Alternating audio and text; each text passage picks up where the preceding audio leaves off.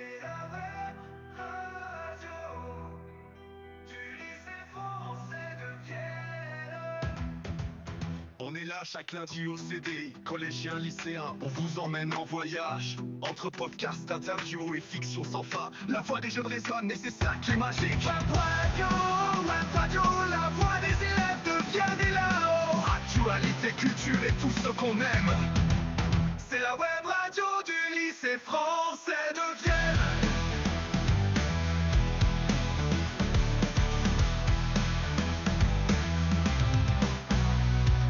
Grüß euch, wir sind hier live aus Wien. Hört zu, spürt die Energie, wir sind die Jugend, die laut spricht. Webradio, la voix des élèves de Vienne est là-haut. Actualité.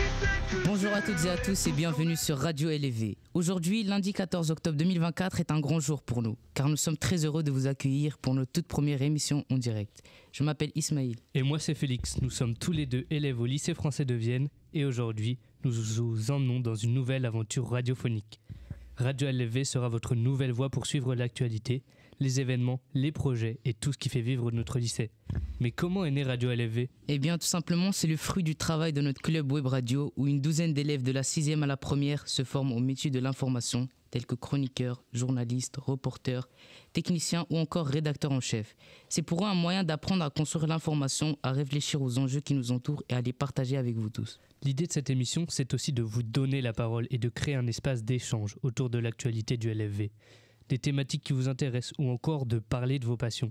Vous l'aurez donc compris, c'est un projet par et pour les élèves avec l'envie de vous informer, de vous divertir et de vous faire participer à la vie du lycée sous un nouveau jour. Vous pourrez nous retrouver en direct chaque lundi avant les vacances à 17h en direct du CDI. Ce journal s'adresse à tout le monde, aux élèves bien sûr, mais aussi aux professeurs, aux parents et à toute la communauté du lycée. Nous vous tiendrons au courant des actualités importantes du LV, des événements pédagogiques, culturels et sportifs. Et nous ferons en sorte de partager des billets d'humeur et des coups de cœur. En somme, tout ce qui fait vivre notre lycée. Restez bien à l'écoute, que vous soyez en classe, à la maison ou dans les couloirs. Radio LFV, c'est l'actu du lycée qui vous parle.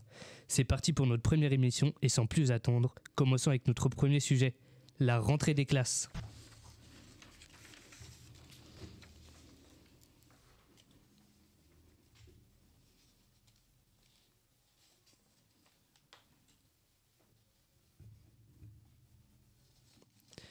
La rentrée a eu lieu le 3 septembre dernier et le LFV accueille cette année environ 1790 élèves de la petite section à la terminale. D'ailleurs, comment s'est passée cette rentrée pour toi ? Ma rentrée s'est bien passée franchement, j'ai de bons profs, un bon emploi du temps. Mais avec le bac de français cette année, c'est clairement plus sérieux.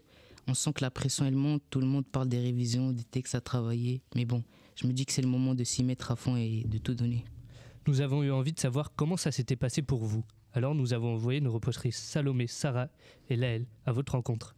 Salut tout le monde! On est parti à la recherche d'élèves de différents niveaux dans la cour et au CDI pour savoir comment ils ont vécu la rentrée. Voici leurs réponses.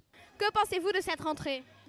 Elle a été bonne, je trouve. J'ai une bonne classe, je l'aime bien, donc il n'y a pas de problème. Très belle. Non. À part quand j'ai découvert que j'étais pas avec mes meilleures copines. Oh, alors moi je suis pas ta meilleure amie, hein. À votre... Ça va, mais je trouve les règles sont un peu sévères. Êtes-vous content de revenir au LFV ? Oui, parce que j'aime bien l'école. Moi je suis nouvelle, oui, c'est bien de découvrir. C'est bien de revoir ses amis, mais l'école c'est pas trop mon truc favori. Qu'est-ce que vous pensez de votre classe ou de votre emploi du temps ? Je finis 3 jours sur 2 à 17h30, mais sinon je commence 2 fois à 9h30, donc oui, j'aime bien mon emploi du temps. Mon emploi du temps est très chargé, je termine 4 fois par semaine à 5h30 et une semaine sur 2 je commence à 9h30 le matin. Mais sinon je suis très heureuse d'avoir fait mon choix de arabe et ma classe elle est superbe. Il y a des professeurs que j'apprécie plus, d'autres bien sûr, mais oui sinon en moyenne ils sont tous très sympas. As-tu remarqué des changements au LFV cette année ? Ils ont installé un parc. Les infirmières ont changé et j'ai remarqué que pendant l'école, ils ont aussi coupé beaucoup d'arbres. Ils sont plus stricts avec les téléphones peut-être ? Comment prépares-tu tes rentrées ? J'ai fait des cahiers pendant l'été pour la rentrée.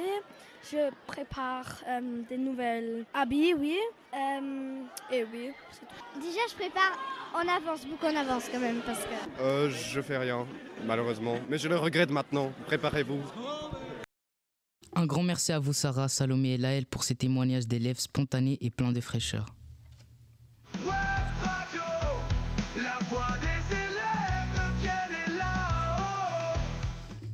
Au LFV, de nombreuses matières optionnelles sont proposées, telles que l'arabe, l'histoire des arts et encore bien d'autres. Mais il existe aussi de nombreuses activités extrascolaires qui vous sont proposées sous forme d'un club ou d'atelier. Nous avons demandé à Marie-Lou et Joséphine de nous donner un panorama de tous les ateliers qui enrichissent l'offre du LFV. Bonjour. En effet, il y a une dizaine d'ateliers au sein du LFV et nous allons vous en présenter quelques-uns. Il y a le club web radio où nous sommes à présent. Félix et Ismaël vous ont déjà expliqué ce que nous y faisons. Nous enchaînons donc directement avec l'atelier théâtre. Cet atelier proposé par Madame Saint-Pian les mardis de 16h30 à 18h offre l'opportunité de s'exprimer sur une scène et de révéler ses talents de comédien.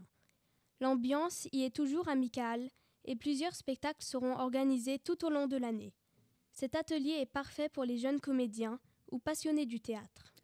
Passons maintenant à l'atelier d'éloquence animé par M. Pellegrini et intitulé « Ambassadeur en herbe ».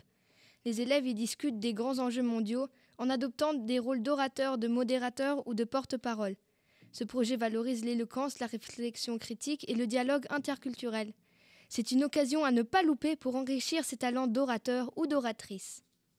Madame Hartel propose un nouvel atelier, l'atelier médiation. Cet atelier vise à résoudre pacifiquement les conflits entre élèves. Les élèves se forment au rôle de médiateurs pour ensuite aider leurs camarades à dialoguer et à trouver ensemble une solution. Cet espace encourage l'écoute, la communication et la responsabilisation. On continue avec les ateliers proposés par M. Brendel qui a fondé un orchestre pour nos talentueux élèves musiciens. Si vous jouez d'un instrument de musique, n'hésitez pas à vous y inscrire. Les répétitions ont lieu les samedis une semaine sur 2 et divers concerts auront lieu au cours de l'année. Il organise aussi 2 chorales, le jeune chœur des enfants pour les primaires et le jeune chœur pour les collégiens. Cette chorale est une chance incroyable de découvrir le chant collectif et ce peu importe votre niveau en chant. Oui, la chorale est vraiment un atelier parfait pour les âmes musicales. Mais au LFV, il y en a pour tous les goûts. Pour les plus matheux, par exemple, l'atelier maths en jean serait sûrement plus intéressant. Rejoignez M. Torres toutes les semaines pour découvrir les mathématiques autrement et participer à de nombreux concours, que ce soit pour le plaisir ou pour améliorer votre niveau. Le volley est un sport d'équipe et très prisé par les élèves. Si vous êtes sportif et que vous aimez spécifiquement le volley, l'AS Volley est fait pour vous. Madame Garabédian vous entraînera pour que vous soyez prêt pour les tournois auxquels vous participerez. En plus du volley, Monsieur Larive organise une AS multisport où l'on pratique différents sports tels que le basketball, le handball, le badminton, mais aussi le rafting, le ninja parkour, l'escalade et bien d'autres encore. AS Multisport prépare aussi les élèves afin de participer aux JIG, les Jeux internationaux de la jeunesse. Les élèves étendent donc leur savoir-faire dans divers sports et c'est l'occasion idéale de participer, de pratiquer une nouvelle activité physique tout en découvrant plusieurs sports. Voilà, nous avons fait un petit tour d'horizon des ateliers proposés au LFV. Nous vous remercions de votre écoute et à bientôt.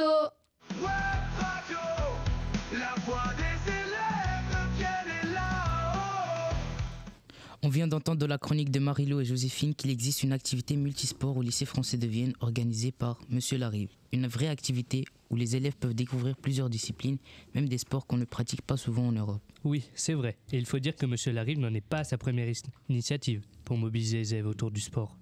Justement, en dehors du multisport, il a également organisé cette année la participation du lycée à un événement un peu particulier, la Vienna Night Run, en inscrivant les élèves motivés. Ah oui, cette fameuse course de nuit autour du ring de Vienne, un circuit de 5 km qui a eu lieu le 26 septembre.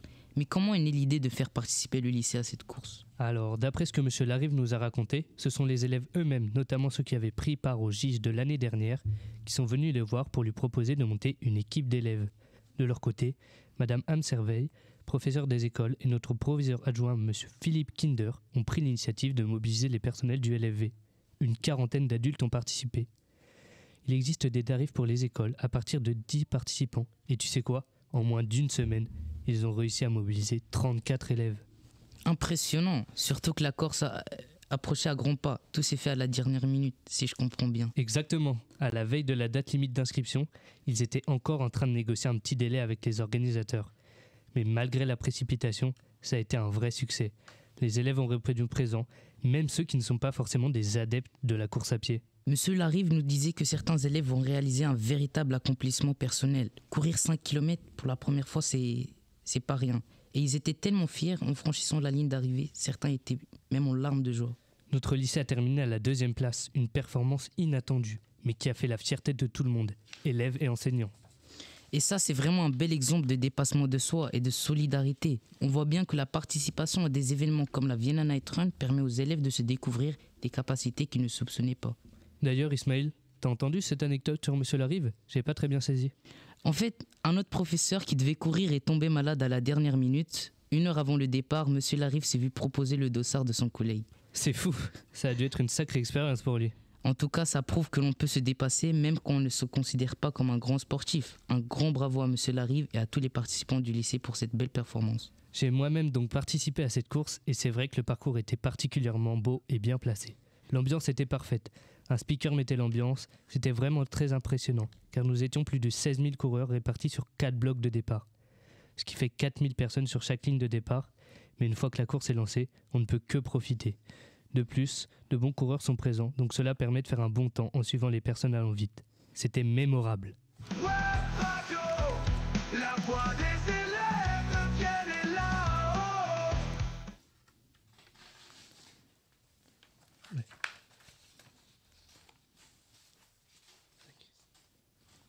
Nous pouvons donc en conclure que le sport est très important au LFV. De la même manière, nous allons maintenant voir que la culture occupe une place majeure au sein de notre lycée. Nous accueillons Elias et Mathis qui vont nous parler de la journée européenne des langues. Donc bonjour, vous êtes journaliste pour le Club Web Radio et vous êtes partis à la pêche aux informations pour nous. Bonjour. Bonjour. C'est quoi plus exactement la journée européenne des langues ? C'est une célébrité de la diversité linguistique dans l'Union européenne. Cette journée a lieu chaque année le 26 septembre. Elle a été créée en 2001 par le Conseil de l'Europe qui encourage les quelques 700 millions de citoyens européens à apprendre des langues pour une meilleure communication entre les pays. Mais pourquoi faire une journée européenne des langues au LFV ?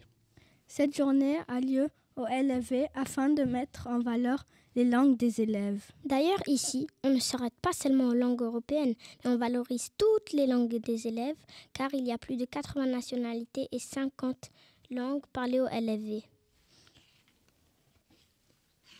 Comment se passe cette journée au LFV ? Eh bien, en fait, il ne s'agit pas seulement d'une journée.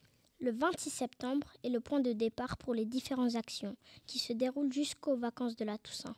Les bibliothécaires choisissent de mettre à l'honneur une œuvre de littérature jeunesse qui a été traduite dans nombreuses langues. La première édition au LFV qui a eu lieu en 2017 mettait Le Petit Prince d'Antoine de Saint-Exupéry à l'honneur. Puis il y a eu Le Petit Chaperon Rouge, Pinocchio, Alice au Pays des Merveilles, le Livre de la Jungle, La Belle et la Bête et Jacques et le haricot magique. Et cette année, pour la première fois, c'est une BD qui est mise à l'honneur. Tintin d'Hergé. Pouvez-vous justement nous présenter brièvement cet auteur ? Hergé, de son vrai nom Georges Rémy, est un auteur et dessinateur belge, né en 1907 et malheureusement mort en 1983. Il est surtout connu pour avoir créé Les Aventures de Tintin, une célèbre série de bandes dessinées. Il a inventé Tintin en 1929. Un jeune reporter qui vit plein d'aventures avec son chien Milou et ses amis. Hergé a aussi dessiné d'autres séries, mais c'est Tintin qui l'a rendu célèbre dans le monde entier. Il a marqué l'histoire de la bande dessinée avec son style, lignes claires, simples et précis. Qui sont Tintin et ses fidèles compagnons? Tintin est un jeune reporter sérieux, intelligent et aussi courageux. Il aime bien enquêter et voyager partout dans le monde pour résoudre des mystères et vivre des aventures. Son fidèle compagnon et meilleur ami est Milou, un petit chien blanc très malin et courageux qui ne lâche jamais Tintin et l'aide dans toutes ses aventures. Il y a aussi le capitaine Haddock. C'est un marin très grognon. Il râle beaucoup, mais qui a un grand cœur. C'est quelqu'un qui aime beaucoup boire du whisky. Ce n'est donc pas un exemple à suivre. Le professeur Tournesol est un scientifique talentueux, mais distrait et qui est malheureusement sourd comme un pot. Il lui arrive des aventures toujours très drôles. Les frères Dupont et Dupont sont des policiers qui enquêtent sur des criminels. Ils sont très maladroits, assez bêtes et aussi, plutôt que d'aider Tintin, ils ont tendance à compliquer les choses. En bref, tous ensemble, ils forment une équipe attachante qu'on a plaisir à suivre dans des aventures palpitantes aux quatre coins du monde, où l'humour a aussi toute sa place. Quelles actions autour de ce personnage ont été menées au LFV? Tout d'abord, vous pouvez découvrir ou redécouvrir des albums des aventures de Tintin à la BCD et au CDI. La première action qui a eu lieu tous les ans, le 16 septembre, est le quiz des langues, dans le hall et au CDI. Des couvertures de Tintin dans les 20 langues différentes ont été affichées. Les élèves avaient la journée pour essayer de trouver un maximum de langues. Il s'agit de trouver 7 langues pour le primaire, 10 langues pour le collège et 18 langues pour le lycée. Le quiz a été préparé par Rime, une élève de 5e. Ensuite, Gladys, qui est élève en première, a préparé une enquête au CDI. Tintin a disparu. Dupont et Dupont étaient sur l'enquête jusqu'à que eux aussi disparaissent. Chaque jour, les élèves prennent la relève et viennent au CDI trouver des indices. Une fois tous les indices collectés, il n'y aura plus qu'à résoudre l'énigme. Le dénouement de l'enquête sera connu après les vacances de la Toussaint. Mais ce n'est pas tout. À partir de demain, les CE1 enflammeront la cour de récréation avec leur flash mob sur la chanson « Comme Tintin » de Chantal Goya. Ne ratez pas ce rendez-vous tous les jours à 12h15 pour danser, chanter. Un autre projet qui sera proposé au retour des vacances, l'écriture de nouvelles. Ce sera à vous d'écrire une nouvelle aventure de Tintin, mais cette fois en Autriche. Les meilleures nouvelles seront publiées dans Lire au lycée et un concours d'illustration sera proposé.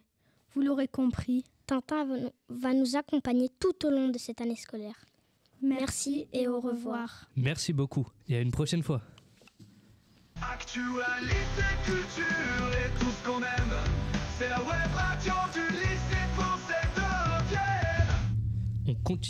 On continue avec un moment très important pour la vie des élèves. Ce sont les élections des représentants pour le CVC et le CVL. Nous accueillons Vasco qui va nous en dire plus. Bonjour chers auditeurs et auditrices. Aujourd'hui, je vais vous parler des élections du CVL et du CVC qui ont eu lieu aujourd'hui. Je vais vous expliquer comment ça va se dérouler cette année. J'ai interrogé pour vous 2 candidats au CVL, Vittorio et Matteo, et j'ai posé quelques questions au CPE, M. Chalamet. Et voilà les informations que j'ai récoltées. Est-ce la même chose, le CVC et le CVL? Alors, le Conseil pour la vie collégienne, le CVC, c'est pour le collège, donc pour les élèves entre la 6e et la 3e. Et le Conseil pour la vie lycéenne, le CVL, est pour le lycée, donc pour les élèves entre la seconde et la terminale. Ce sont la même chose en termes d'organisation, c'est-à-dire qu'ils ont des représentants qui peuvent intervenir, mettre en place des projets. Par contre, au sein du CVL sont élus les membres représentatifs des élèves au sein du conseil d'établissement qui prend les décisions pour l'établissement. Et voilà la petite différence. Pour le CVL, on a eu plein de candidats pour seulement 5 places. Et pour le CVC, on a eu 3 candidats pour 2 places. Chaque candidat se présente avec un suppléant. Mais concrètement, comment ça se passe ? Eh bien, le CVL et le CVC sont des instances représentatives des élèves au sein de l'établissement. C'est-à-dire que ce sont des conseils d'élèves qui portent la voix des autres élèves du LFV. Ils interviennent sur les questions d'organisation de l'établissement, de représentation quand il y a des questions à poser aux enseignants, au personnel de direction, à l'approviseur, au proviseur adjoint ou au CPE. Pourquoi est-ce cette instance tellement importante ? Tout d'abord, c'est une instance obligatoire. Il y en a dans tous les établissements scolaires. Mais le CVL et le CVC sont aussi importants pour d'autres raisons. C'est une instance qui permet de prendre des décisions. C'est important pour l'établissement d'avoir le point de vue des élèves, leur perspective, parce que ce sont eux qui sont au centre de l'établissement, de son fonctionnement, et l'établissement est là pour eux. Et c'est important pour les élèves qui se sont investis, car ils développent de nouvelles compétences ou les améliorent. Ils apprennent plein de choses, parler en public, monter des projets et travailler en équipe, etc. Bon, voilà un peu l'essentiel, chers auditeurs et auditrices. Merci de m'avoir accompagné dans ma première chronique. J'espère vous voir encore une fois. À bientôt! Et merci beaucoup aux gens qui m'ont aidé. Monsieur Chalamet, Vittorio, Elias, Matteo, Madame Bourrasso, Madame Contner, Javier Esquevillas et Lorena Alvarado. Et tous mes amis. Merci. Web Radio, la voix des élèves, viennent là-haut. On va maintenant changer de sujet et vous ouvrir la porte des classes. Au LFV, la philosophie est enseignée seulement en classe de terminale, mais on peut commencer à réfléchir à philosopher bien plus tôt. C'est ce que fait Madame Spring avec ses classes de 6e et de 3e sous la forme de café philo. Mais pourquoi faire des cafés philo ? Eh bien, les cafés philo aident à développer la pensée critique en encourageant les élèves à réfléchir et à analyser des idées. Ils stimulent leur curiosité en leur permettant d'explorer des questions profondes, tout en renforçant leurs compétences en communication, notamment l'écoute active et l'expression des idées. Cette activité favorise aussi l'ouverture d'esprit et la tolérance en confrontant différents points de vue. Enfin, elle aide les élèves à mieux se connaître et à gérer les désaccords de manière constructive. Nous accueillons Dario et Raphaël en classe de 6e et Mathias qui est en 3e. Bonjour et bienvenue. Bonjour. Bonjour, merci pour nous avoir accueillis. Quel était le sujet de votre café philo en classe de 6e 5 ? Le sujet était « Le bonheur est-il possible à l'école ?» Ce questionnement intervient à la fin d'un premier chapitre où nous nous étions interrogés sur l'école et demandé ce que serait notre école idéale. Comment s'est déroulée votre discussion ? Nous étions au CDI en demi-groupe, assis en cercle sur des sièges confortables. Il y avait de la nourriture et des boissons, c'était très désagréable. Ma question portait sur votre discussion, mais super, continuez. Alors, en ce qui concerne la discussion, nous avons commencé par définir les termes du sujet. Il s'agissait d'abord de distinguer le bonheur du plaisir. Et y a-t-il une différence entre bonheur et plaisir ? Oui, il y en a une. Le bonheur est un état de satisfaction, contrairement au plaisir.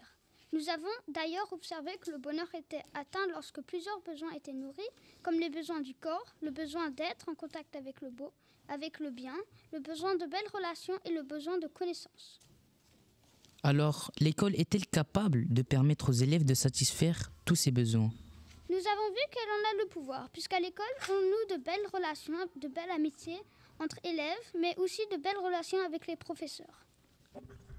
Oui, et c'est d'ailleurs une condition nécessaire pour bien apprendre. On a même vu, en préparant le café philo, l'effet dévastateur du stress répété sur le cerveau des enfants et sur leur apprentissage. Pourtant, l'école peut aussi être un lieu de mal-être pour beaucoup d'élèves, comme le montre une étude française récente qui estime que plus d'un élève par classe en moyenne sera victime de harcèlement dans sa scolarité. Et les études qui s'intéressent au mal-être chez les jeunes montrent qu'il est en augmentation, notamment depuis le Covid. L'école met en place des dispositifs pour lutter contre le mal-être de ses élèves. Par exemple, en France, a lieu depuis quelques années, il y a la semaine du bonheur. Et certaines écoles créent des ateliers de remise en confiance. Et donc, est-on sur la bonne voie alors? Et le café philo vous a-t-il plu? Oui, et en plus, il a permis à des élèves qui ne parlent pas trop d'habitude de pouvoir s'exprimer. C'est une bonne connaissance.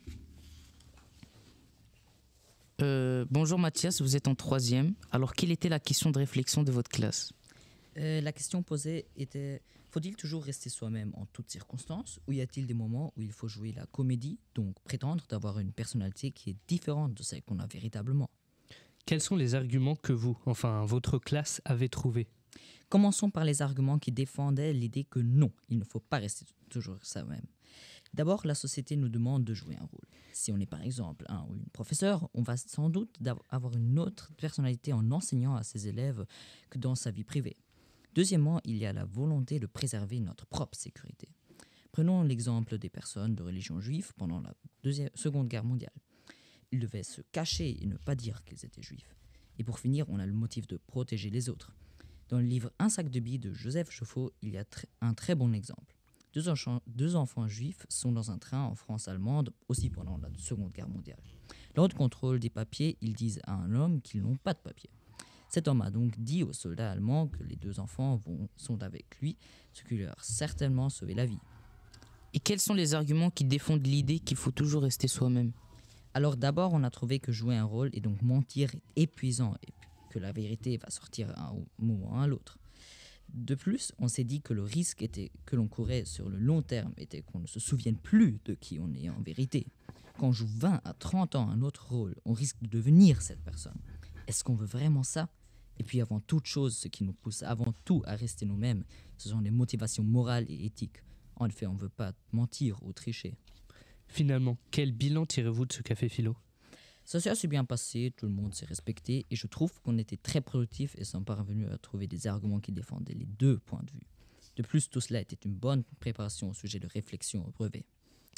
Merci beaucoup d'être venu témoigner de ce nouveau concept au LFV et nous attendons avec impatience les prochaines réflexions de vos cafés philo. Au revoir. Actualité, culture et tout ce qu'on aime, c'est la web radio du lycée français de Vienne. On continue avec un autre travail de classe, celui des 3e 3, basé sur l'ouvrage Je me souviens, écrit par Georges Perec, célèbre auteur de La disparition en 1978. 480 phrases, commençant par l'anaphore « Je me souviens », qui sonne comme 480 moments d'une époque révolue qui remonte à la surface de l'oubli. Or, Perec définissait ainsi dans son livre lors de sa parution « Ces « je me souviens » ne sont pas exactement des souvenirs, et surtout pas des souvenirs personnels, mais des petits morceaux du quotidien, des choses que, telles que ou telles années, tous les gens d'un même âge ont vu, ont vécu, ont partagé et qui ont ensuite disparu, ont été oubliés, et ne valaient pas la peine d'être mémorisés. Et pourtant, ces souvenirs insignifiants, voués à l'oubli, ont refait surface, miraculeusement arrachés à leurs insignifiances, suscitant pendant quelques secondes une impalpable nostalgie. C'est donc cette puissance insoupçonnée du banal, ce pouvoir d'évocation de souvenirs anecdotiques arrachés à l'oubli, que Madame Spring et sa classe de 3e 3 ont décidé de convoquer en ce début d'année scolaire. Ce que vous allez entendre, c'est le portrait éphémère et aléatoire d'une génération, celle des élèves nés en 2010, qui sont à présent en 3e. Bonne écoute.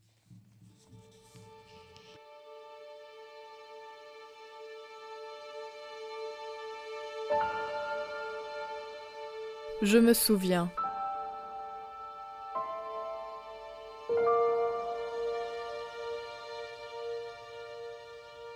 Par les 3e 3.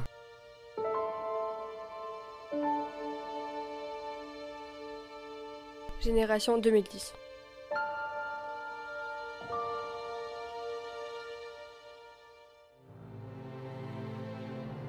Je me souviens de l'odeur de la pluie. Je me souviens de l'odeur des biscuits de ma grand-mère. Je me souviens d'avoir joué des heures au Barbie avec ma sœur. Je me souviens de la glace Calipochotte qui n'existe plus. Je me souviens que j'avais pris le slogan Red Bull dans des ailes au pied de la lettre et d'avoir appris à mes dépens que ce n'était pas vrai. Je me souviens du jour où l'on m'a percé les oreilles. Je me souviens de ma première note sur 20. Je me souviens de la dame de la BCD. Je me souviens du livre audio allemand Peterson und Findus. Je me souviens de l'aire de jeu à Grenzing. Je me souviens qu'il fallait se déplacer 2 par 2 dans l'école. Je me souviens des soirées pyjama où personne n'arrivait à faire une nuit blanche, contrairement à ce que l'on s'était promis. Je me souviens d'avoir joué aux cartes Pokémon dans la cour. Je me souviens d'avoir vu Notre-Dame brûler à la télé. Je me souviens de Mais où est donc Ornicar? Je me souviens des autocollants Ninja collés sur le Ninja Pass pendant la pandémie de coronavirus. Je me souviens des Jeux Olympiques et Paralympiques de Paris 2024. Je me souviens qu'en grande section, Pluton n'a plus été classé comme une planète. Je me souviens de mon premier téléphone portable. Je me souviens du jour où ma première dent allait tomber. Je me souviens de la mort de la reine d'Angleterre. Je me souviens de la sortie de la Nintendo Switch. Je me souviens de l'odeur de la BCD.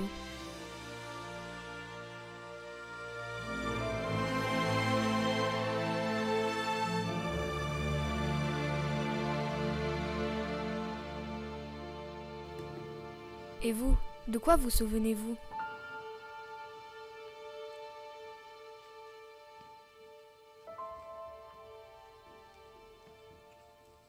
Et oui, et vous, de quoi vous souvenez-vous? Une belle réflexion pour terminer ce premier direct qui était une expérience nouvelle pour la majorité des membres du Club Web Radio et tout le monde s'en est très bien sorti. Nous espérons que vous aurez eu autant de plaisir à nous écouter que nous à faire cette émission. Vous pourrez nous écouter le 28 novembre, nous ferons partie du direct de l'AFE à l'occasion du 24 heures des Web Radio, ainsi que le 16 décembre où nous réitérons cette expérience en direct du CDI Radio LV. Nous remercions tous nos chroniqueurs et chroniqueuses, Vlad pour son aide plus qu'importante à la technique, nos 2 rédactrices en chef, les documentalistes du LFV, et enfin vous, nos chers auditeurs et auditrices. À très bientôt.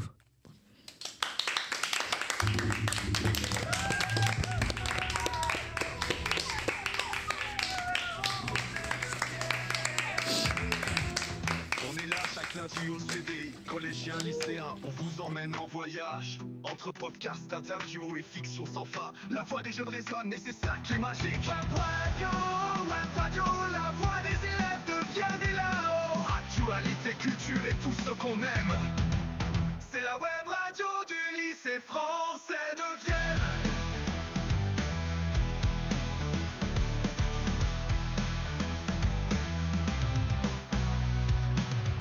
Euch, wir sind hier live aus Wien.